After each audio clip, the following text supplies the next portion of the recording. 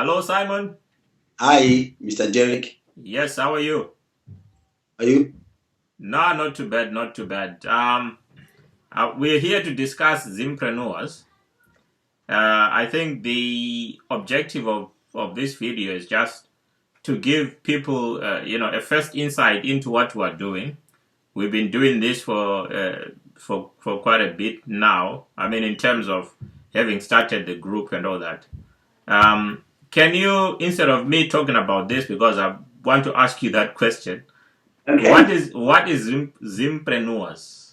Zimpreneurs is a collection of like-minded Zimbabweans who are like in the diaspora and in Zimbabwe, put across together by probably you and me Hmm. after we'd met on Twitter, and then we decided with these arguments about capital, we decided to put together so that we could share these ideas in a closed platform, which was a WhatsApp group. Yeah. But then after our WhatsApp group, we realized that there was so much we could do together, and then we ended up forming what we call the www.zimentrepreneurs.com. And this is the website which we think will take Zimbabwe forward and into Okay. the future. Okay. So, what sort of content do you have on the website? At the moment, we will probably just saying to people, we are introducing the concept of capital, which is based on the concept of I. So people are telling us their stories. They're just telling us what their experience is business-wise, what they've done, what they've made, the challenges they have overcome. Everyone is unique, but in that uniqueness, there's also that togetherness. Because the experiences you meet there, someone else might meet there. So Africa, Zimbabwe in particular, is Zimbabweans have not found a voice. So we want to give them that voice to tell us their story. And then so far, Zim Entrepreneurs has done well. We've had articles telling about capital, business planning, people's experiences, people losing money. And those are stories which have been hidden. And I think Zim Entrepreneurs is doing that, is making sure we learn from each other. Brilliant. Just to remind viewers that Zimpreneurs is from Zimbabwean entrepreneurs. So it's a combination of the two words. Yeah. Zimpreneurs. So, who do you want to benefit from the website and the knowledge that is coming from there? I think the knowledge is going to be everyone in the world should benefit because I think our stories are unique, our challenges are unique, and I think that uniqueness is gonna benefit everyone. And we want Zimbabweans in particular, Africans in particular, to share ideas and to share these stories and benefit from each other. I think that's the major drive. That's the major component. And together we can build empires. Okay, so in terms of, because I want to link this, my next question was to link what we're doing at Zimpreneurs and the challenges that we face as a continent of Africa and as Zimbabweans in particular. Why do we Okay. think that is important? Okay, for people to know about entrepreneurship uh, and about capital in particular, because from the capital, if they know what capital is, then they can be entrepreneurs. Yeah, So I think why do we think I that is think I think important? it is important for people to understand what they're doing. I've got people who are business people who don't understand capital. They've been business people but they've started businesses by chance. And they've got lucky and things like that. We want to take away the element of luck in the concept. So now when you know what you're doing, then your chances of success they increase 30-40%. There's so much failure in business because people just wake up and think like I'm gonna do that, I'm gonna do that. But do you understand what you're doing? So we want to do in Africa. Africa is failing as a continent. And we believe the failing of the continent is because people don't have knowledge. They don't know what they're doing. So we are covering that gap. And once we know what we're doing, the destiny is up to us where we want to end. You're famous for saying that we cannot count. Can you qualify that statement?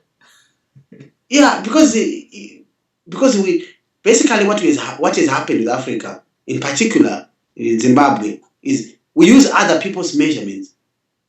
Somebody came and told us that goats and cows are not valuable. When we said they're not valuable, Hmm. that's it. We never countered the counter argument to say no, they're the most important part of our life. So they should have a lot of value. We should actually be giving them value. So we don't know how many goats and goats, cattle, round hearts we have in Africa. Where is the intellectual property? How do we value these things? So somebody comes and says, I always give this example. Somebody in Europe lives 60 years and goes into a care home, is bedridden. Somebody lives in Africa until he's 90, is 95, still walking, going to the toilet on her own. But that person has never seen a doctor.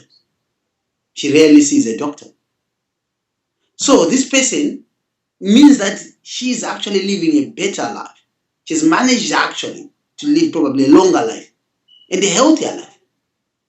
But we don't know how to quantify that. So we are failing to count our own resources and our own people, and so that we can be called wealthy. Because wealthy is a concept in the mind. Mm-hmm. I think I'm gonna stop you there because we've got so much to talk about, and Yeah. it's a long haul process. We've started something which we think, in fact, we want it to become our legacy, because I think there's a lot that has happened in Africa which is not documented, and we're documenting this. And by the way, on the website we've got articles for now. We also want to include podcasts.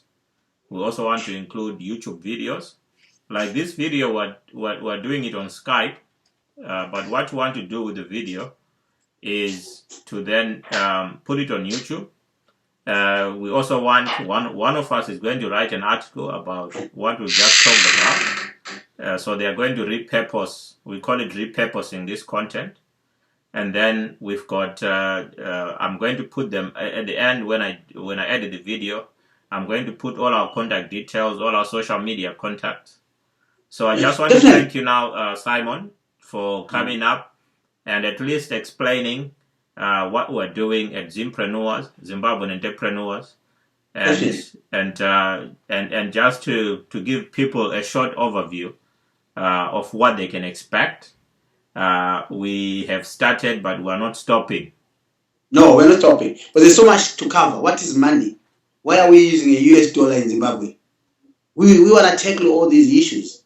So we want you to be part of the conversation. Yes. We want every Zimbabwean, every African to be part of this conversation. We want the argument. We want everyone to come together and argue so that we create our own future. We argue and we then write our own story. Yes. Africa is the next frontier. That's what they say. They say that to me every time. Yeah. They're the next frontier. And I say, why? Then they say, oh, there's so much to be done there. Yes. So I think we should be at the forefront. I think, like we always say, every problem that we have in Africa is an opportunity for someone to start a business. Yes. To start, we say every problem creates opportunities. Yes. Sometimes it's not even about business. It's about just that opportunity. Look at Jairus Jiri. All he did was take crippled people and put them together, and he created the Jairus Jiri Association. Yes. He's a legend. He created a legacy. But out of Jairus Jiri, a lot of wealth was created. And one day you and me will talk about that. That's true. So every problem creates opportunities. That should be our motto. And that will drive us forward. Because that's what it is. Every problem is a challenge, but we are adequate enough to solve these challenges. Yes. And I always tell people as well that don't worry about our education system. There's nothing wrong with it. The only problem is that after we've been to school, we've got our qualifications, we do not then continue to study anymore.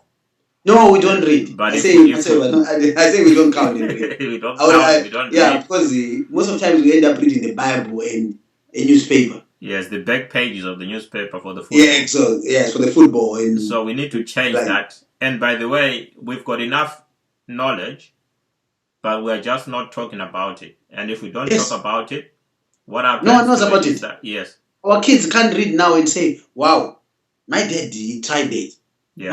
My father tried that. See, our children need to know these stories so that they know we tried. Okay. We did put the knowledge there. They have somewhere to start from. That's true. I don't know what my father knew. I don't know what my grandfather knew. That knowledge is gone with him. Yes. But probably he knew the cure for AIDS. So we can't record, we can't count. Mm. So we need to start to learn to count now. And the Zim entrepreneurs is saying to you, come here and learn to count. Tell us your story. You're unique the way you are. Your experiences are unique. But they don't become unique when you share them and people learn from them. That's true. So that the next generation doesn't make the same mistakes. And this is the drive. And they will get there. This is going to be a long haul. This is going to take a long, long time. It's going to be the next 10 years, 20 years. Yeah. But this is going to be very, very long. And some will fall on the wayside. But I think we will do it. We'll get there. Okay. But this generation, we should get there. Thank you, Simon. You are most welcome, sir.